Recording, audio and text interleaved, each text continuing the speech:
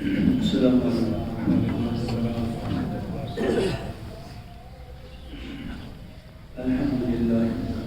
الحمد لله نحمده ونستعينه ونستغفره ونعوذ بالله من شرور انفسنا ومن سيئات اعمالنا من يهده الله فلا مضل له ومن يضلل فلا هادي له ونشهد ان لا اله الا الله وحده لا شريك له ونشهد ان سيدنا ومولانا محمدا عبده ورسوله صلى الله تعالى عليه وسلم تسليما كثيرا. أما بعد قال الله تبارك وتعالى أعوذ بالله من الشيطان الرجيم بسم الله الرحمن الرحيم إنا أنزلناه في ليلة القدر وما أدراك ما ليلة القدر ليلة القدر خير من ألف شهر تنزل الملائكة والروح فيها بإذن ربهم من كل أمر سلام هي حتى مطلع الفجر. وقال عليه الصلاة والسلام وقال رسول الله صلى الله عليه وسلم من قام ليلة القدر إيمانا واحتسابا غفر له ما تقدم من ذنبه أو كما قال رسول الله صلى الله عليه وسلم. صدق الله مولانا العظيم وصدق رسوله النبي الكريم ونحن على ذلك من الشاهدين والشاكرين والحمد لله رب العالمين. اللهم صل على سيدنا محمد وعلى آل سيدنا محمد وأصحاب سيدنا محمد وبارك وسلم. اللهم صل على محمد وعلى آل محمد كما صليت على إبراهيم وعلى آل إبراهيم إنك حميد مجيد. اللهم بارك على محمد وعلى آل محمد كما باركت على إبراهيم وعلى آل إبراهيم إنك حميد مجيد. اللهم صل على سيدنا محمد وعلى آل سيدنا محمد وأنزل مقعد المقرب منك يوم القيامة. حضرات سامعین بزرگوں دوستوں، رمضان مبارک کا آخری عشرہ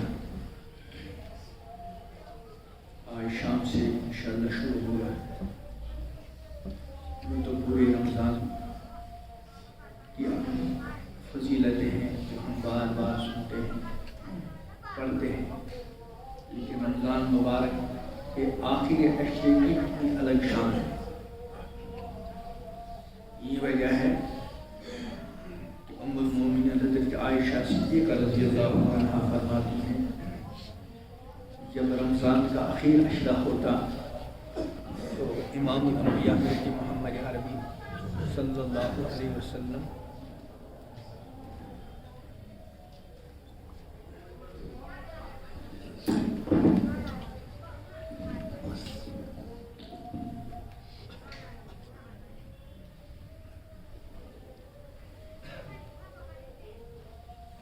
جب اخیر عشرہ ہوتا تو رسول اللہ صلی اللہ علیہ وسلم اپنا اظہار بند مضبوط فرماتے. اس کا ایک مطلب تو یہ بیان کیا کہ ازواج مطہرات سے بھی ان دنوں آپ بالکل الگ رہتے اور پوری توجہ اللہ وحدہ لا شریک کی طرف. اور دوسرا مطلب یہ ہے آپ عبادت کے لیے مزید کمر بستہ ہوتے ہیں، اور بظاہر ہی دوسرا والا مطلب ہی صحیح ہے. اس لیے کہ امام الانبیاء حضرت محمد عربی صلی اللہ علیہ وسلم رمضان میں ہمیشہ اخیر عشرے میں اعتکاف فرماتے ہیں. صرف ایک سال آپ نے اس وجہ سے آپ نے دیکھا مسجد میں خیمہ لگا ہوا ہے، پھر دوسرا لگا، پھر تیسرا لگا. معلوم کرنے پہ معلوم ہوا کہ ازواج مطہرات نے اعتکاف کا ارادہ کیا آپ کے ساتھ. حضور علیہ السلام نے اس سال فرمایا میں اعتکاف کروں گا ہی، لیکن اس کے بدلے میں پھر پیغمبر کریم علیہ السلام نے آئندہ سال 20 دن کا اعتکاف فرمایا. تو حضور علیہ السلام ہمیشہ اعتکاف فرماتے ہیں، اور ظاہر بات ہے اعتکاف کوئی بھی کرے وہاں بیوی کے ساتھ تو تعلق کا کوئی معاملہ ہی نہیں رہتا. اس لیے بظاہر دوسرا ہی مطلب زیادہ صحیح ہے کہ آپ عبادت کے لیے مزید کمر بستہ ہو. حالانکہ امام الانبیاء حضرت محمد عربی صلی اللہ علیہ وسلم کی عبادت کا حال قرآن نے خود بیان کیا. اللہ پاک نے فرمایا ان ربک یعلم انک تقوم ادنی من ثلثی اللیل ونصفه وثلثه وطائفۃ من الذین معک. اس میں آپ کا حال بیان کیا گیا رات کا، آپ کے صحابہ، اور پھر روایت میں آتا ہے کہ امام الانبیاء حضرت محمد علیہ السلام راتوں کو اتنا طویل قیام فرماتے کہ آپ کے مبارک پاؤں میں ورم آ جاتا. عرض کیا گیا اے اللہ کے رسول، کیا اللہ نے آپ کا اگلا پچھلا سب معاف نہیں کیا؟ حالانکہ انبیاء معصوم ہوتے ہیں، لیکن رب العالمین نے پیغمبر علیہ السلام کی تسلی کے ارشاد فرمایا لیغفر لک اللہ ما تقدم من ذنبک وما تأخر، اگلا پچھلا سب معاف. تو غالباً حضرت عائشہ نے عرض کیا یا رسول اللہ، کیا اللہ نے آپ کا اگلا پچھلا سب معاف نہیں کیا؟ تو پھر آپ اتنی مشقت کیوں اٹھاتے ہیں؟ تو آپ نے فرمایا افلا اکون عبدا شکورا، کیا میں اللہ کا شکر گزار بندہ نہ بنوں؟ تو آپ بہت طویل قیام فرماتے ہیں، لیکن اس کے باوجود عائشہ فرماتے ہیں رضی اللہ عنہا جب رمضان کا اخیر عشرہ ہوتا تو آپ مزید کمر بستہ ہوتے. اس لیے اس عشرے کو ہم سب غنیمت سمجھیں اور اس عشرے کا بھرپور فائدہ اٹھانے کا طریقہ تو یہ ہے کہ ایمان والے بندے اس عشرے میں اعتکاف کریں، جو پیغمبر علیہ السلام کی مستقل سنت ہے. اس اعتکاف کے ذریعے بندہ گویا کہ دنیا کی ہر چیز سے کچھ دنوں کے لیے کٹ جاتا ہے، اور ہماری زندگیوں کا جو اصل مقصد ہے اللہ کی عبادت. میں کبھی کہا کرتا ہوں کہ ہم یوں تو ہر وقت بندے ہیں، ہر وقت بندے ہیں، لیکن کچھ اوقات ایسے ہوتے ہیں جہاں ہماری بندگی ہی باقی رہتی ہے، باقی سب ختم. کوئی ملازم ہے، کوئی طالب علم ہے، کوئی استاد ہے، کوئی تاجر ہے، کوئی افسر ہے، کوئی ماتحت ہے. ان تمام احوال میں بندہ رہتا ہے، لیکن بندہ رہنے کے ساتھ ساتھ اس کو اپنی ان تمام حیثیتوں کا لحاظ کرنا پڑتا ہے. افسر ہو تو اس کو اپنی افسری کا لحاظ کرنا پڑتا ہے، ماتحتی کو اپنی ماتحتی کو دیکھنا پڑتا ہے، استاد کو اپنے استاد ہونے کا لحاظ رکھنا پڑتا ہے، طالب علم کو طالب علم ہونے کا، تاجر کو تاجر ہونے کا. تو بندے تو ہیں، لیکن بندگی کے ساتھ ساتھ مختلف اوقات کے اندر مختلف نسبتیں ہوتی ہیں، مختلف احوال ہوتے ہیں، ان احوال کی رعایت رکھنی پڑتی ہے. لیکن رب العالمین نے کچھ کام ایسے لازم کر دیے ہیں ان میں یہ ساری نسبتیں ختم ہو جاتی ہیں اور ان نسبتوں کا لحاظ ختم. مثلا 5 وقت نماز، اس میں بندگی کے سوا سب ختم. یہ بندہ سراپا بندگی بن جاتا ہے، سراپا عبادت. جیسے میں کہا کرتا ہوں کہ ایک طالب علم نے جب سے کسی ادارے میں، یونیورسٹی میں، کالج میں ایڈمیشن لیا، جب سے لے کر فارغ ہونے تک وہ اس ادارے کا، اس یونیورسٹی، اس کالج کا کیا ہے؟ طالب علم. لیکن اس کی طالب علمانہ شان اس وقت ظاہر اور نمایاں ہوتی ہے جب وہ کلاس میں ہوتا ہے. استاد اپنی جگہ آ گیا اور طلبہ پڑھنے کے لیے اپنی اپنی نشستوں پر بیٹھ گئے، تو استاد ہمیشہ استاد ہے اور طلبہ اس ایڈمیشن کے دوران طلبہ ہیں. لیکن استاد کے معلم ہونے کی شان اور طلبہ کے متعلم اور طلبہ ہونے کی شان کب ظاہر ہوتی ہے؟ جب وہ کلاس میں ہوتے ہیں. تو اس وقت استاد کی معلمانہ شان اور طلبہ کی متعلمانہ شان ظاہر ہوتی ہے. ایسے بندے ہمیشہ بندے ہیں اور رب ہمیشہ معبود ہے. لیکن یہ جو نماز کا وقت ہے، اس نماز کے وقت میں بندوں کی بندگی والی شان باقی رہتی ہے، باقی سب شانیں ختم. اسی کو کہا کہ ایک ہی صف میں کھڑے ہیں سب محمود و ایاز، نہ کوئی بندہ رہا نہ کوئی بندہ نواز. اب اس بندے کا اپنے رب کے سوا کسی سے کوئی لینا دینا نہیں، کوئی لینا دینا۔ اللہ مجھ کو اور آپ کو ایسی نماز عطا کرے کہ ہم اس نماز کے دوران صرف بندے رہیں، ہمارا سراپا بندگی بنے۔ جب ایسی نماز ہوگی تو انشاءاللہ اس تھوڑی دیر کی نماز کی وجہ سے ساری زندگی بندگی بن جائے، جس کو قرآن نے خود ارشاد فرمایا رب العالمین نے، ان الصلاۃ تنہا عن الفحشاء۔ تو جیسے نماز میں بندہ کچھ دیر کے لیے سراپا بندہ ہے اور کچھ ایسے ہی جو اخیر عشرہ اعتکاف کا، اس اعتکاف کے ذریعے بندہ اپنے خالق و مالک کی چوکٹ پر حاضری دیتا ہے اور کسی سے کوئی لینا دینا نہیں۔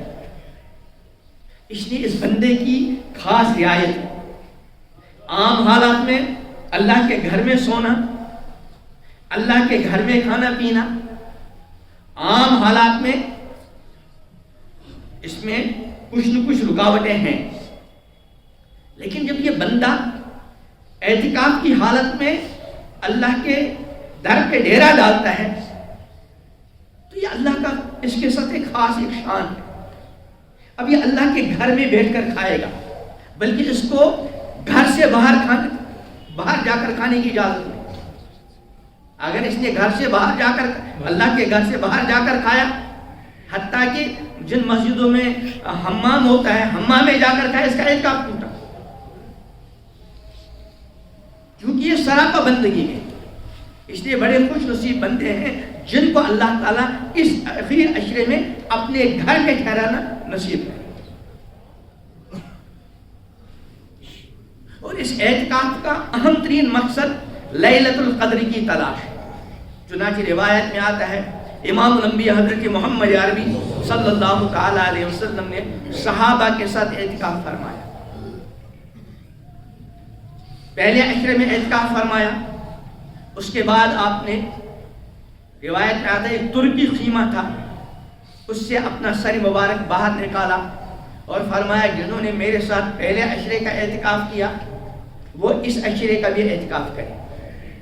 جب دوسرا عشرہ مکمل ہو گیا، امام الانبیاء حضرت محمد عربی علیہ السلام نے پھر اپنا سر مبارک نکالا اور صحابہ کو مخاطب بنا کر ارشاد فرمایا کہ میں نے یہ اعتکاف لیلۃ القدر کی تلاش میں کیا تھا، اب مجھ کو یہ بتایا گیا کہ اس لیلۃ القدر کو رمضان مبارک کے اخیر عشرے میں تلاش کرو۔ اس لیے جن لوگوں نے میرے ساتھ ان دو عشروں کا اعتکاف کیا وہ اس اخیر والے عشرے میں بھی اعتکاف۔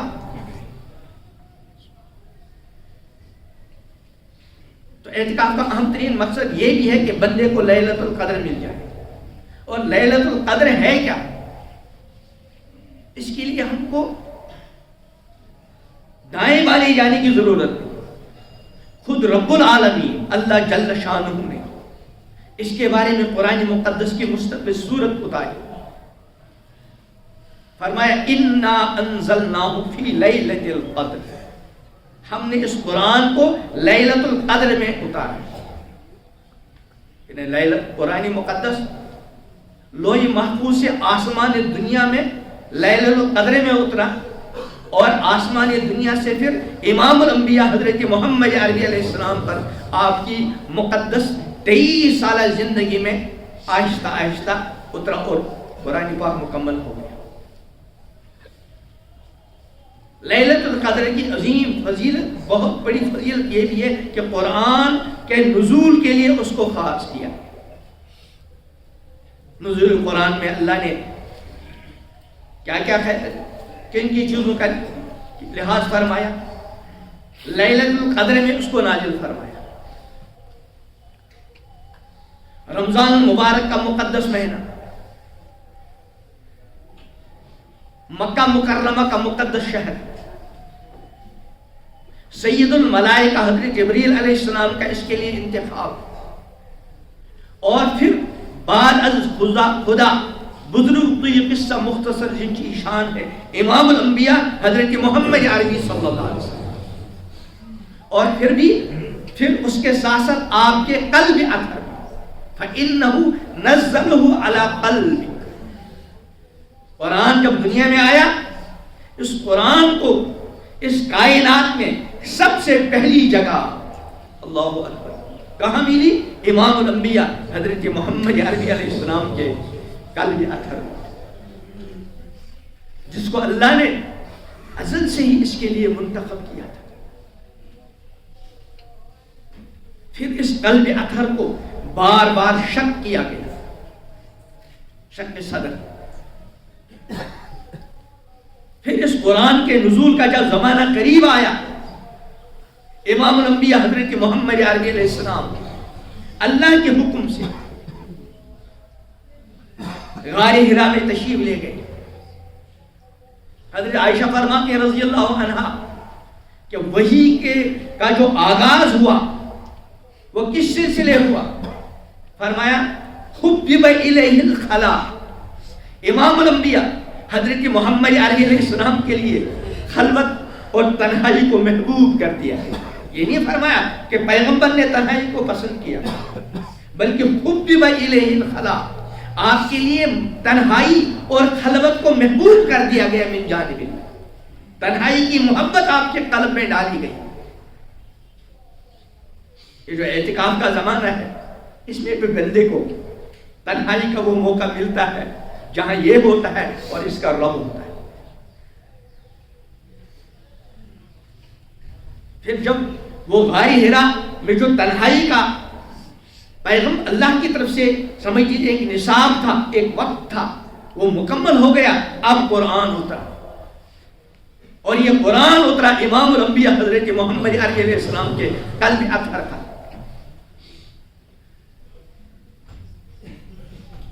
آج ہمارے گھروں میں ہر چیز کی جگہ ہے، ہمارے دل و دماغ میں دنیا بھر کے علوم ہیں، اور اس کے لیے ہمارے پاس فرصتیں ہیں. سالہ سال لگاتے ہیں، ٹھیک ہے، ضرور ہے، اس کا انکار نہیں. ہمارے گھر کے بڑے، ہمارے سرپرستان لاکھوں روپے خرچ کرتے ہیں تاکہ دنیاوی علوم سے ہم مالا مال ہوں. ٹھیک ہے، وقت کی ضرورت ہے، لیکن کیا رب العالمین کا وہ کلام جس کو اس اہتمام کے ساتھ اتارا گیا، جس کلام کی حفاظت کے لیے امام الانبیاء حضرت محمد عربی علیہ السلام کا قلب اطہر خاص کر لیا گیا، کیا اس قرآن کو سیکھنے کے لیے، اس قرآن سے اپنے آپ کو وابستہ کرنے کے لیے، اس قرآن کو صحیح تلفظ کے ساتھ پڑھنے کے لیے، اس قرآن کو سمجھنے کے لیے، اس قرآن کی تلاوت کے لیے، اور اس قرآن کے مطابق اپنی زندگیوں کو بنانے کے لیے ہمارے پاس فرصت نہیں.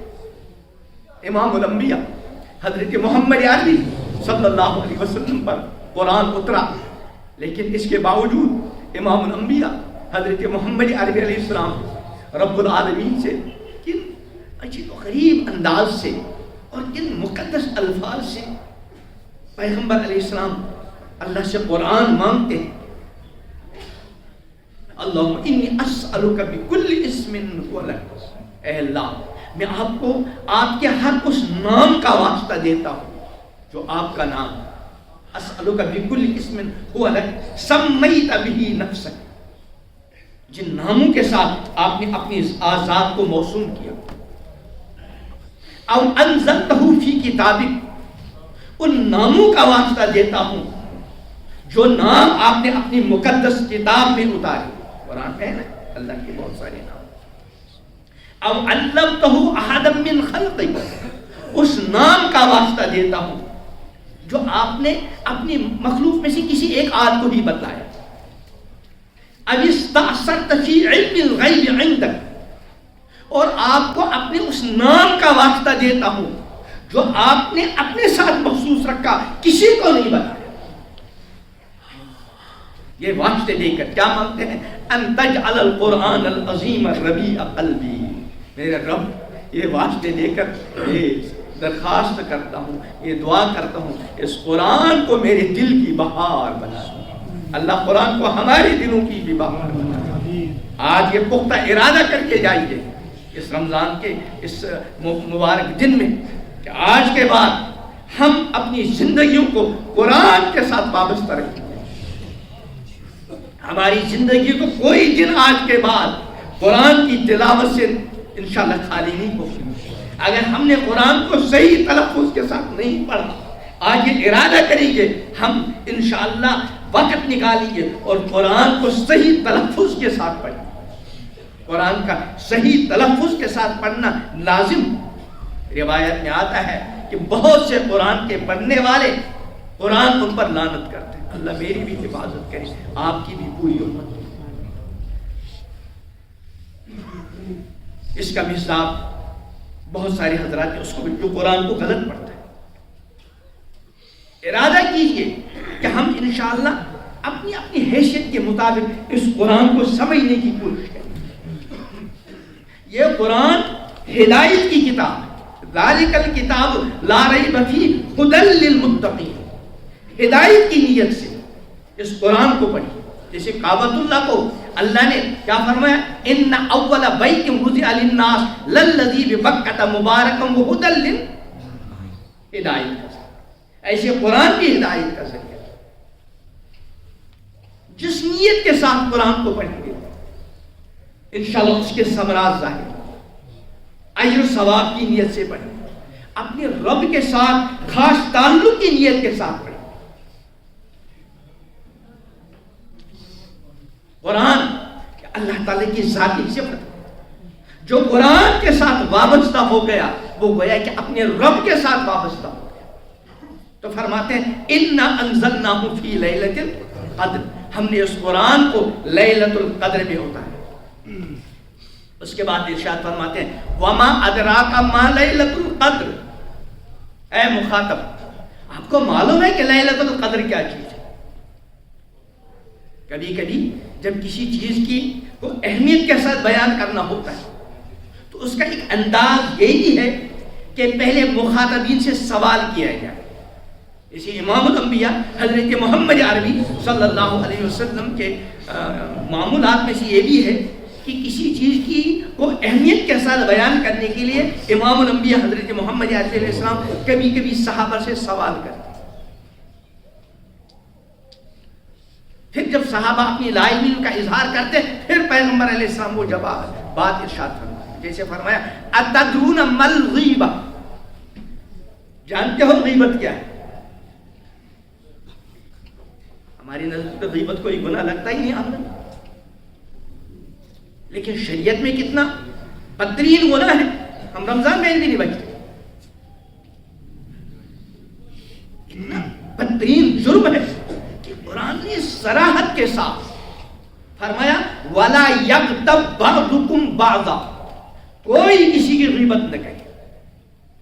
پھر اس غیبت کی قباحت کو کس طرح ارشاد فرمایا أَيُحِبُّ أَحَدُكُمْ أَن يَأْكُلَ لَحْمَ أَخِيهِ مَيْتًا، کیا تم میں سے کوئی پسند کرتا ہے کہ اپنے مرے ہوئے بھائی کا گوشت کھائے؟ تو پیغمبر علیہ السلام نے اس غیبت کی برائی کی اہمیت کو ظاہر کرنے کے لیے پہلے کیا فرمایا اتدرون ما الغیبہ، جانتے ہو غیبت کیا ہے؟ صحابہ نے عرض کیا اللہ ورسولہ عالم۔ تو اس وقت اس کے بعد آپ نے ارشاد فرمایا ذکرک اخاک بما یکرہ، غیبت یہ ہے کہ تو اپنے بھائی کا وہ تذکرہ کرے اس کی غیر موجودگی میں کہ اگر وہ سن لے اس کو ناگوار ہو جائے۔ صحابہ جب بھی کوئی بات سنتے تو اس نیت اس جذبے کے ساتھ سنتے اور یہ سمجھتے یہ بات میرے لیے، مجھے اس پر عمل کرنا ہی کرنا ہے۔ اس نے عرض کیا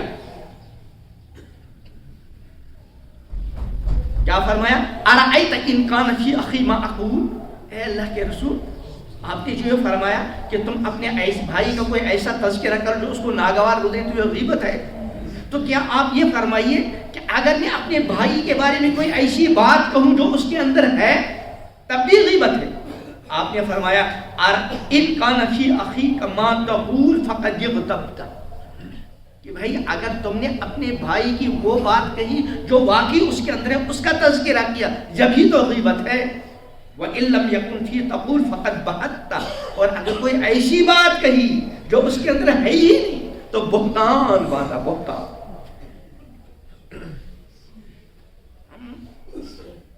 بہت غفلتوں میں پڑے ہوئے، کسی کا بھی کچھ نہیں تذکرہ کرتا، کسی کے بارے میں ذرا سی بات سن لی اور آگے بڑھا، جبکہ امام الانبیاء حضرت محمد عربی علیہ السلام نے ارشاد فرمایا کفا بالمرء کذبا ان یحدث بکل ما سمع، کہ آدمی کے لیے جھوٹ، آدمی کے جھوٹا ہونے کے لیے اتنا کافی ہے، یعنی اگر اس کی جھوٹ بولنے کی ویسی عادت تو نہیں، لیکن اس کی یہ عادت ہے جب بھی وہ کوئی بات سنتا ہے تو بلا تحقیق آگے بڑھاتا ہے کہ اس کے جھوٹے ہونے کے لیے اتنا کافی، یہ جھوٹا آدمی۔ تو کبھی کسی چیز کی اہمیت، چنانچہ کہ ایک موقع پر فرمایا اتدرون من المفلس، جانتے ہو مفلس کیا ہے؟ اس کے بارے میں بھی آپ نے، تو یہاں بھی اللہ کیا فرماتے ہیں جل شانہ وما ادراک ما لیلۃ القدر، آپ کو معلوم ہے کہ لیلۃ القدر کیا چیز ہے؟ اس کے بعد کیا فرمایا لیلۃ القدر خیر من الف شہر، لیلۃ القدر 1000 مہینوں سے بہتر، 1000 مہینے نہیں، 1000 مہینوں سے بہتر، اور 1000 مہینے تقریباً 83 سال ہوتے ہیں، 83 سال۔ کتنے خوش نصیب بندے ہیں، اللہ ہم سب کو خوش نصیب بندوں میں شامل فرمائے جن کو ہر رات ہر سال رمضان مبارک میں شب قدر نصیب ہو۔ اور اس کا طریقہ کیا ہے؟ سب سے اچھا طریقہ تو ہے اعتکاف، اور اگر اعتکاف نہ کر سکا تو کم از کم رمضان مبارک کی راتوں اور خصوصیت کے ساتھ طاق راتوں میں جتنا ہو سکے قیام کرے، اللہ سے مانگے، زندگی بھر کے لیے مانگ کر رکھے، دنیا میں کے لیے مانگے، اپنی آخرت کے لیے مانگے۔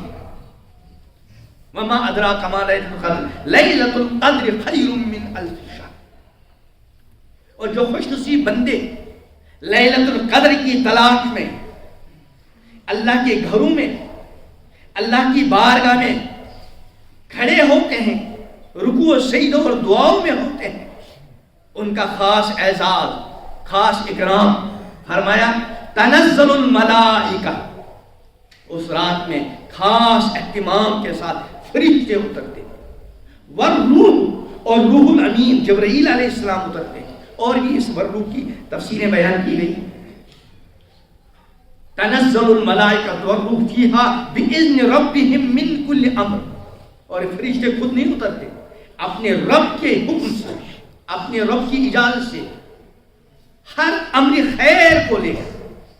اور یہ لیلۃ القدر کی جو فضیلت والی بات ہے کب تک ہے؟ فرمایا ہی حتی مطلع الفجر، یعنی غروب آفتاب سے لے کر طلوع فجر تک۔ ہم اگر تھوڑا بہت اہتمام بھی کرتے ہیں، سب سے پہلی کام ہی کیا کرتے ہیں؟ عام دنوں میں اگر ہم 9 بجے نماز پڑھتے ہیں تو ان دنوں کیا پڑھتے ہیں ہم؟ 11 بجے، گویا کہ 2 گھنٹے پہلے ہی ضائع کرتے ہیں۔ شاید کچھ ایسے خوش نصیب بندے ہوں جو 1-1.5 گھنٹہ آرام کرتے ہوں تاکہ بقیہ رات ٹھیک طریقے سے گزر سکے۔ چاہیے تو یہ تھا کہ غروب آفتاب کے بعد ہی سے ہم پوری توجہ کے ساتھ اللہ کی طرف متوجہ ہوتے اور صبح صادق تک عبادات اور نماز اور دعاؤں میں مشغول رہتے۔ غروب آفتاب 7 بجے ہے، 8 9 10 11 4 گھنٹے گئے، ہم چند گھنٹے اور بچ گئے۔ اس میں عموماً مسجد میں کیا ہوتا ہے؟ کسی اچھے ایسے مبلغ کو لائیں گے جو پوری رات واز خانی میں گزارے۔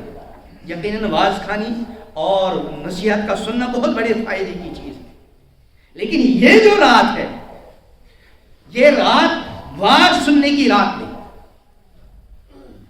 اس کا کام پیغمبر علیہ السلام نے خود بیان فرمایا کہ من قام لیلۃ القدر، جو کھڑا رہا نمازوں میں لیلۃ القدر میں ایمانا و احتسابا، یقین کے ساتھ جو پیغمبر علیہ السلام نے اس کی فضیلت بیان کی، اس کا اجر و ثواب بیان کیا، احتسابا، پوری اجر کی امید کے ساتھ، غفر لہ ما تقدم من ذنب.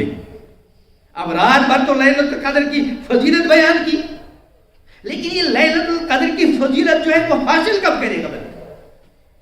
اس لیے ارادہ کیجئے کہ جن کو اعتکاف نصیب ہو تو نورن علی نور، اگر ایسا موقع نہیں ہے، مشغولیات ہیں، تو کوشش کیجئے ہر رات میں تاخراتیں تو ہیں، لیکن میں کبھی گزارش کیا کرتا ہوں، تاخرات سعودیہ میں تاخرات گزر گئی، ہماری آج تاخرات ہے. اس لیے اعتکاف میں جو ہمارے ساتھ دوست ہوتے ہیں تو میں ان کو عرض کرتا ہوں کہ ہر رات میں پورا اہتمام ہو.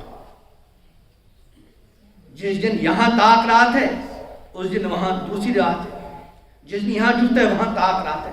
اس لیے پورے عشرے کو کیا سمجھے ہم غنیمت. اللہ تعالیٰ ان منتشر باتوں کو میرے لیے آپ حضرات کے لیے مفید کارآمد بنائے. اللہ تعالیٰ اس رمضان مبارک میں ہماری زندگی کے اندر بہترین تبدیل آئے. اللہ تعالیٰ اس اخیر عشرے کی پوری قدردانی کی توفیق عطا فرمائے. اللہ تعالیٰ لیلۃ القدر کی فضیلت ہمیں آپ کو اور پوری امت کو نصیب فرمائے.